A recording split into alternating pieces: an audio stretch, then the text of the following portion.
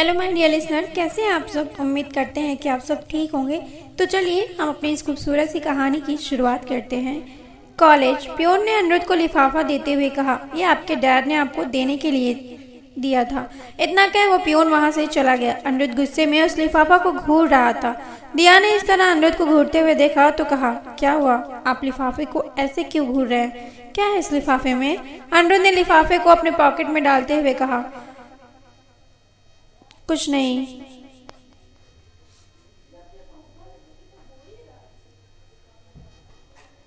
अनिरुद्ध ने लिफाफे को अपने पॉकेट में डालते हुए कहा, तुम दोनों क्लास में जाओ, मैं अभी आया। दिया अमय का हाथ थामते हुए कहा, चले। अमय ने मुस्कुराते हुए कहा, हाँ चलो। दिया ने जैसे ही अपना कदम बढ़ाया, सिया उसके सामने आकर खड़ी हो गई और दिया को देखते हुए कहा, ओहो देखो तो लव बर्ड्स को। लेकिन ये प्यार बस कुछ दिन, फिर बूम और सब खत्म। किसी का प्यार छीनकर अपना प्यार नहीं बनाते दिया, लेकिन ये तुम जैसी लड़की को समझ नहीं आएगा, क्योंकि आज ही है कल कोई और होगा। तभी एक जोरदार थप्पड़ की आवाज उस पूरे लॉबी में गूंज गई जो दिया ने सिया को मारा था। दिया ने सिया को अपनी फिंगर दिखाते हुए कहा, हमसे बदतमीजी करने से पहले ये थप्पड़ याद रखना। और एक चीज, सिया होंगी आप बड़े बाप की रईस बेटी, लेकिन आप अपना ये पैसा का गुरूर हमें मत दिखाइएगा। सिया गुस्से में चिल्लाते हुए कहा, तुम्हारी इतनी हिम्मत कि तुम सिया रायचंद पे हाथ उठाओगी, तुम्हारी इतनी औकात। इतना कह सिया जैसे ही आगे बढ़ी, अमय दिया के सामने खड़ा हो गया और सिया को देखते हुए कहा, डोंट टू डेयर, हिम्मत भी मत करना, समझी तुम। सिया गुस्से में अपने पैर पटकते हुए वहां से चली गई। अमय पीछे मुड़ा और दिया को घूरते हुए कहा, आपको झांसी की रानी बनने के ज़्यादा शौक है। आप जानती भी हैं उसे वो कितनी डेंजरस है। हम हमेशा आपके साथ तो नहीं रह सकते ना। दिया ने अम्मा की आंखों में देखते हुए कहा, तो हमने आपसे कब कहा है कि आप हमेशा हमारे साथ रहिए। हम किसी से नहीं डरते, जो गलत है वो गलत है। अब मैं जानता था दिया को कुछ भी समझाने का मतलब भैंस के आगे बीन बजाने जैसा है। हो कुछ तो समझेगी नहीं, करना उसे वही है जो उसका मन करेगा। अमय ने कहा, अच्छा बाबा ठीक है, अब चले। दिया अमय का हाथ थाम क्लासरूम की तरफ बढ़ गई। Girls bathroom. Siya girls bathroom में आई और अपने आप को मिरर में देखते हुए कहा, सिया रायचंद पर हाथ उठाने की हिम्मत कैसे हुई उस दो कौड़ी लड़की की। ये तुमने अच्छा नहीं किया दिया, इसकी कीमत चुकानी पड़ेगी तुम्हें। और एक सातिर हंसने लगी। College ground. अनिरुद्ध ने अपने पॉकेट में अपना फ़ोन निकाला। अनाया को कॉल करता है, लेकिन अनाया कॉल आंसर नहीं करती। अनिरुद्ध अपने आप से कहा, अनाया कहाँ हैं आप। अनिरुद्ध अपने दूसरे पॉकेट से लिफाफा निकाल उसे बहुत ही ध्यान से देखता है और धीरे धीरे ओपन करता है और पढ़ता है, अनिरुद्ध आप हमारा फ़ोन नहीं पिक करेंगे, इसलिए हम आपको ये लेटर लिख रहे हैं। आगे आप जो कहने वाले हैं आप उसे ध्यान से देखिएगा। अनिरुद्ध ने आगे पढ़ना शुरू किया। हम जानते हैं कि आप अनाया सिंघानिया से प्यार करते हैं, लेकिन क्या वो आपसे प्यार करती हैं। नहीं, वो आपसे प्यार नहीं करती। अनिरुद्ध ने जैसे जैसे आगे पढ़ रहा था उसका खून उबल रहा था। उसका चेहरा सख्त और गुस्से से लाल था। अनिरुद्ध आगे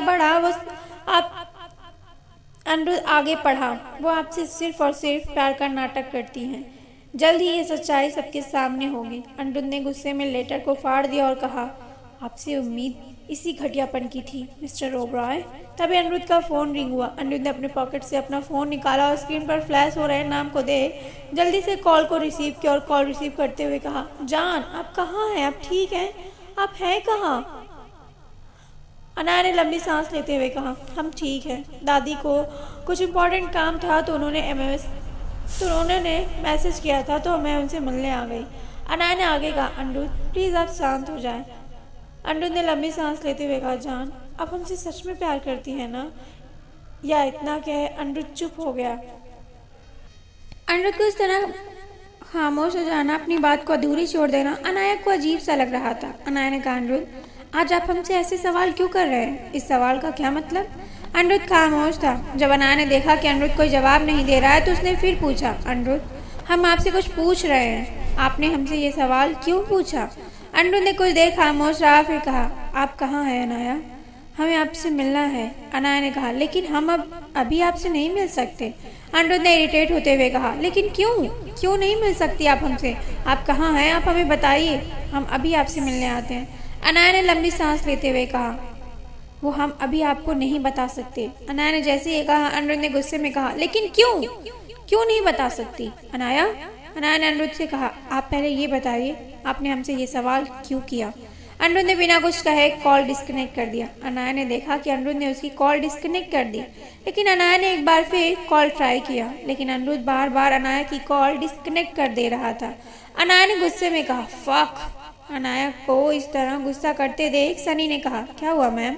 अनाया ने सनी को देखते हुए कहा, सनी एक काम है जो जल्द से जल्द पूरा करना। सनी ने कहा, मैम आप ऑर्डर तो कीजिए।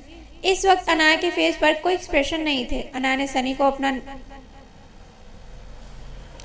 फ़ोन देते हुए कहा, मेरा फ़ोन अपने पास रखो, और एक चीज़, स्पाई कैमरा कहाँ है। सनी ने अपने पैंट के पॉकेट से दो बहुत ही खूबसूरत सी क्लिप निकाल अनाया के हाथों में रख दी और कहा, मैम ये रही स्पाई कैमरा और रिकॉर्डर। अनाया ने उस क्लिप को अपने बालों में दोनों साइड लगा लिया और सनी से कहा, सनी ठीक है। सनी ने अनाया को देखते हुए कहा, हॉट। सनी ने फ्लो में क्या कह दिया उसे समझ ही नहीं आया। जब उसे एहसास हुआ कि उसने क्या कहा तो वो अपनी नज़रें उठा अनाया को देखने लगा। उसने देखा अनाया उसे खा जाने वाली नज़रों से घूर रही थी। सनी ने क्यूट सी पप्पी सा फेस बनाते हुए कहा, सॉरी मैम वो फ्लो में निकल गया। आप इतनी हॉट है कि मैं अपने टंग पर कंट्रोल ही नहीं कर पाया। अनाया ने गुस्से में कहा, जस्ट शट अप, और अपने बूट को सोल ओपन किया। अनाया ने जैसे ही अपने बूट का सोल ओपन किया, सनी की आंखें शौक से बड़ी हो गई। सनी ने शौक होते हुए कहा, आपने अपने बूट के सोल में गन रखी है। अनाया ने मुस्कुराते हुए कहा, मेरा नाम अनाया सिंघानिया है। मेरी ये पूरी बॉडी हथियारों से भरी है जिसका अंदाजा कोई नहीं लगा सकता। सनी ने अनाया को देखते हुए कहा, मैम एक बार सोच लीजिए, अगर हम वक्त पर आपके पास नहीं पहुंच पाए तो। अनाया ने मुस्कुराते हुए कहा, सनी मुझे तुम पर पूरा भरोसा है, और अगर तुम कहीं चूक भी गए तो मेरा प्लान भी है, डोंट वरी। अब मुझे चलना चाहिए, शिकारी अपने शिकार का कब से वेट कर रहा है। मेरा फ़ोन ऑन रखना, ओके।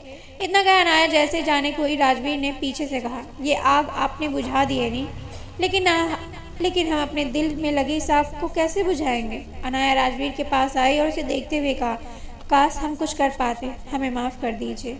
राजवीर ने एक झटके में अनाया को गले लगा लिया और उसके कानों में विस्पर किया, जिसे सुन अनाया की आंखें शौक से बड़ी हो गई।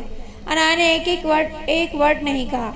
वो राजवीर से दूर हुई और अपनी बुलेट स्टार्ट कर वहाँ से निकल गई। कॉलेज। अनिरुद्ध ग्राउंड में खड़े कागज के टुकड़े को घूर रहा था। तभी दिया आई और कहा, क्या हुआ जीजू, अनी से बात नहीं हुई आपकी? आप इतने सैड क्यों हैं? बोलिए ना जीजू, आप ऐसे क्यों खड़े हैं? अनिरुद्ध ने गुस्से में चीखते हुए कहा, जस्ट शट अप, बंद करो ये जीजू बुलाना, समझी तुम, और जाओ यहाँ से, लीव मी अलोन। अनिरुद्ध का इस तरह दिया पर चिल्लाना दिया को अच्छा नहीं लगा। दिया रोते हुए वहां से चली गई। अनिरुद्ध ने इस गुस्से में स्पोर्ट ग्राउंड की तरफ बढ़ गया। राजवीर ने अनाया के कानों में ऐसा क्या कहा कि अनाया शॉक हो गई।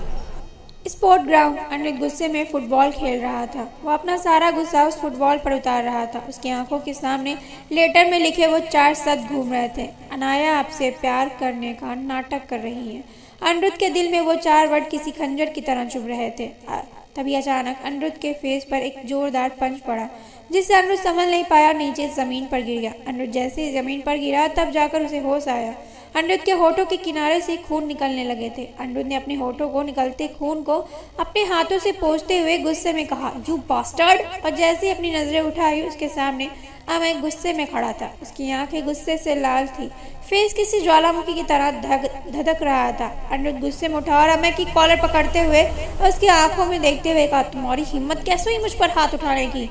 तभी पीछे से दिया की आवाज़ आई, अमय रुक जाइए प्लीज़। अनिरुद्ध समझ गया कि अमय ने उस पर हाथ क्यों उठाया। अनिरुद्ध ने एक तीखी हंसी हंसते हुए कहा, ओह तो तुम अपनी माशूका के लिए आए हो? अनिरुद्ध की टोन सुन अमय ने न आ देखा न ता और एक और पंच अनिरुद्ध के फेस पर मारा। अमय के पंच मारने से अब अनिरुद्ध के नाक से भी खून निकलने लगा। अनिरुद्ध ने उस गुस्से में कहा, अच्छा नहीं किया तुमने, और उसने भी खींचकर एक पंच अमय को लगा दिया और फिर दोनों एक दूसरे पर टूट पड़े। इस फाइट में ना अनिरुद्ध अमय से कम था और ना अमय अनिरुद्ध से। वो एक दूसरे को पीटे जा रहे थे। दिया उन दोनों को छुड़ाने की नाकाम कोशिश कर रही थी। तभी अनिरुद्ध ने दिया को रोकने के लिए अपना हाथ बढ़ाया, जिससे दिया को एक झटका लगा और दिया जमीन पर गिर गई। उसके मुंह से चीख निकल गई, आह। दिया की चीख सुन अनिरुद्ध और अमय रुक गए और दिया को देखने लगे। दिया के हाथों से खून निकल रहा था। अनिरुद्ध और अमय एक दूसरे को छोड़ और जैसे दिया के उठने के लिए आगे बढ़े, दिया ने अपना हाथ दिखा उन दोनों को रोक दिया और कहा, वहीं रुक जाइए आप दोनों। रुक क्यों गए आप? फाइट कीजिए, मज़ा तो बहुत आ रहा होगा आप दोनों को। आखिर इतने दिनों बाद आप दोनों की दुश्मनी सामने जो आई है। कम ऑन स्टार्ट, मैं भी तो देखूं। और कितना नीचे गिरते हैं आप दोनों। आप दोनों से जरा सी भी शर्म बाकी है? इस तरह स्पोर्ट ग्राउंड में एक दूसरे की जान लेने पे पागल से हुए हैं। क्या मिला आप लोगों को, बताइए। दिया अपने हाथों को पकड़ते हुए जमीन से उठी और आगे आई और अनिरुद्ध की आंखों में देखते हुए कहा, हम आपकी रिस्पेक्ट करते हैं, इसका मतलब ये बिल्कुल नहीं है कि आपकी बदतमीजियां टॉलरेट करेंगे।